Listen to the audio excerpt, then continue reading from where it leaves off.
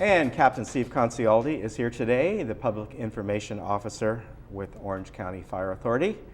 He's by himself today. That's kind of unusual. Thanks, but it's good to have you here, and we're going to talk about a couple things that happened over the past couple of weeks. One, I think most people know about. The other one, they may not.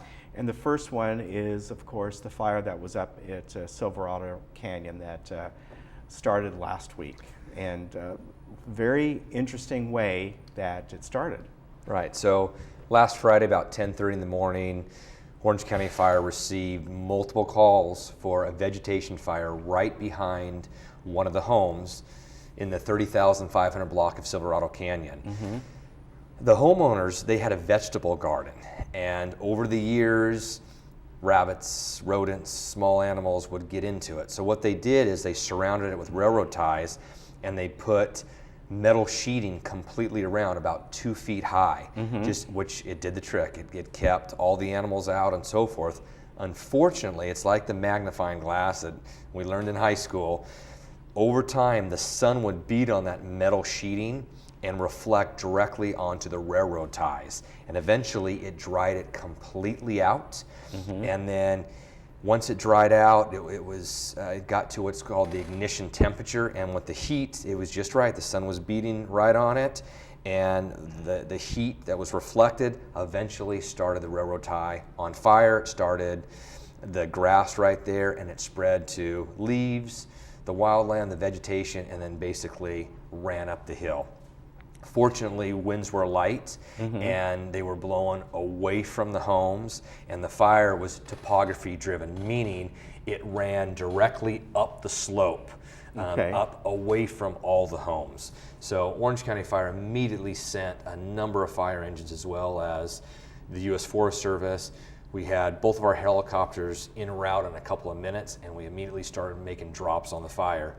We saved every single home. There wasn't one home damaged. There's some video we're showing over here. Right, it did burn about 1,000 acres. And what this is I know the residents wanted to get back into their homes sooner. Approximately 217 homes were under a mandatory evacuation. And the reason is again, this fire burned right up to the back of the homes. Now this is Edison. There was a couple of power lines that were destroyed in there, that were heavily damaged. They had to be replaced. Right. The residents also lost power out there. So you see these two huge cranes that were completely blocking the road. So there was no way the residents could physically drive past these cranes. So I know everybody always wants to get back to their homes. They had no power, no electricity at all, and then the road was blocked completely by these two huge cranes. So Southern California Edison worked extremely hard and as fast as they could to replace those power lines. You could see there's power lines right up here, right next to the fire, and a couple of them did burn. Well, I think, as you put it, because there was little to no wind, and what wind there was mainly onshore that day. Had this been during a Santa Ana wind event, I can just imagine it just would have gone the other way. Am I right? More than likely? Right. So that's why we need the public fire department partnership. It's a team effort. That's why residents need to make sure they have defensible space around their home, harden their home, make sure they clean dead and dying vegetation from around their homes, and vegetation. There should never be bushes, trees next to windows, next to the roof, because what will happen is when the fire does hit that, the radiant heat will break a window, it'll extend into the house, or it'll catch the roof on fire, or it'll get into the attic. So if residents have defensible space, that buys us time to get our fire engines back there and protect the homes and save countless homes. Yeah, and I was up in that area just right after that. I actually went to the Tucker Wildlife Sanctuary up in Jessica, which is basically the same type of thing. And both my daughter and I, knowing about the fire in the area, we're looking around, and my daughter was even saying, I don't know if I'd want to live up here with all the all the plants and trees right up next to the homes and things like that. And it's amazing. You drive up there, and a lot of those homes, they've not pushed the brush back that far. Right, so we always encourage. We do cabin inspections.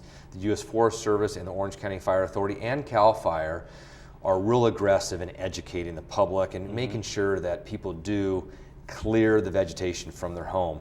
It is a beautiful place to live. It is. You can understand why people love it. It is gorgeous. Yeah. It's quiet out there. It's real. People love it. And these people are resilient. They've been through a lot. But what saved a lot of these homes was the clearance behind it, because the fire did burn right up to the back of a number of homes. Fortunately, it did burn uphill.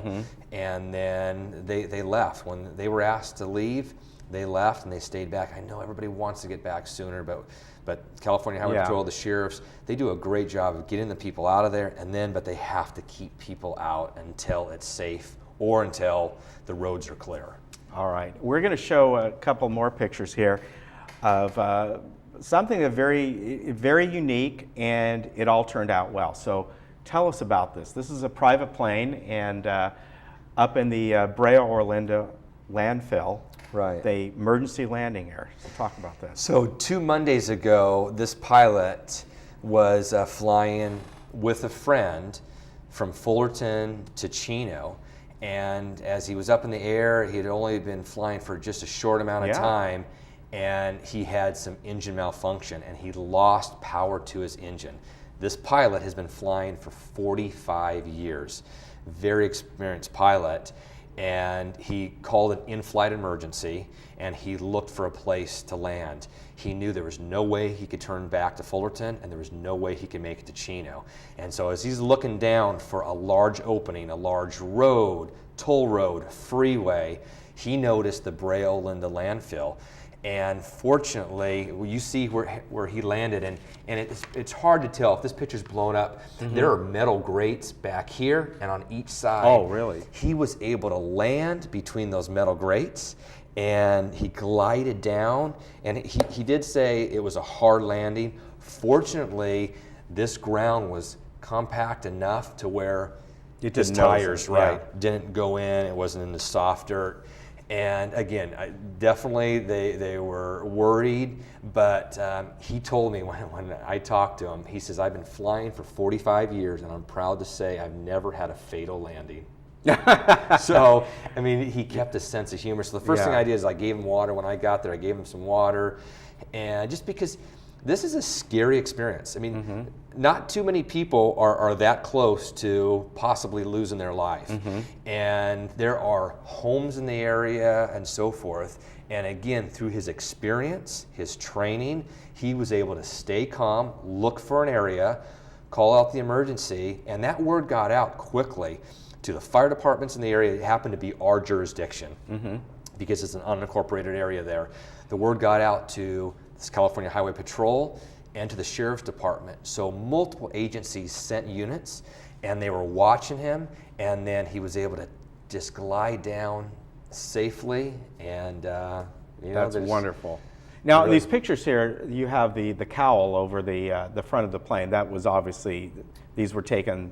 No, that was a little bit after that. Right. So just to protect it until they get it out of there. So what happens is FAA and National Transportation Safety Board will send out investigators.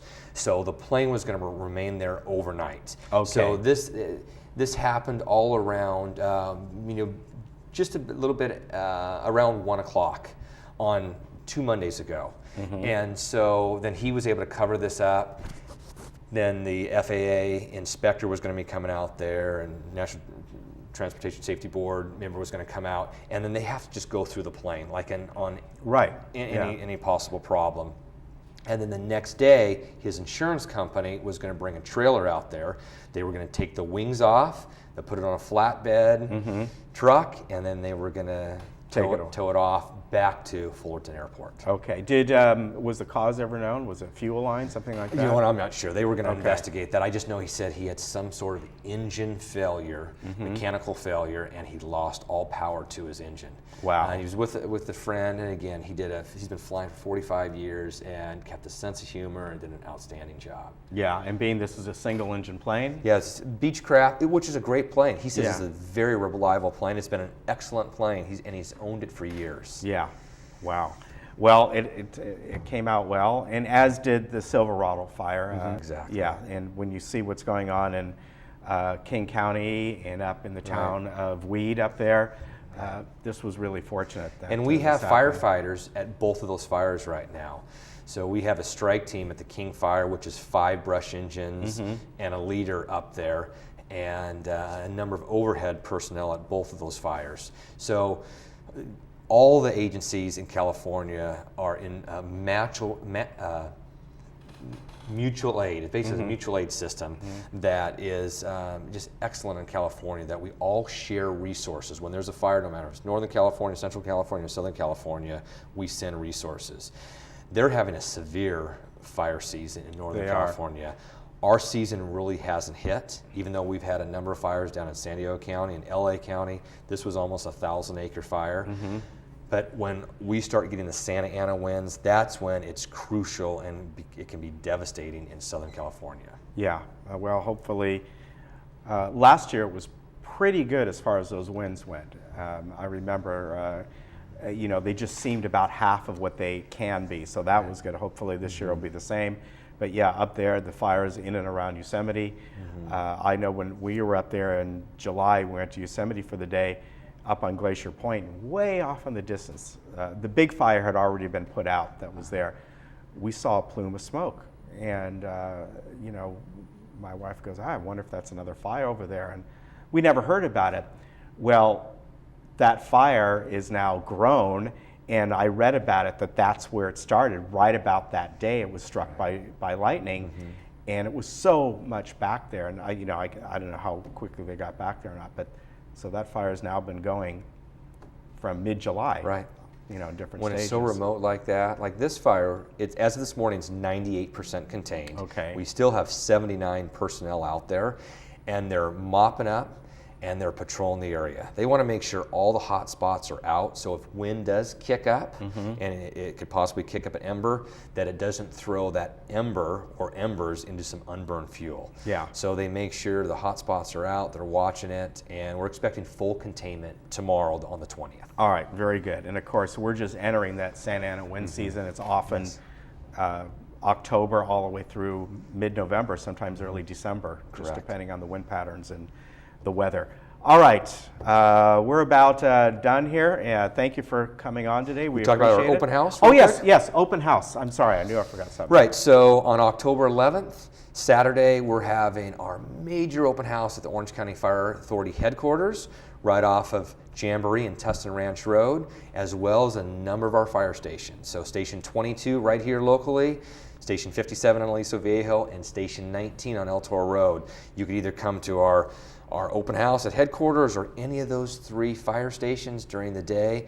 Last year we had over 5,200 people at our headquarters open house. We'll have some free food, so come out to the stations or and there's no free food at the fire stations, but free food at our Maybe headquarters. Maybe you'll get a free fire hat. There you go, helmet for the kids. So bring the grandkids out, come out, look at all the displays. I mean, it is a wonderful event for all. All right, and we'll mention it a few times between now and then. We'll put that up.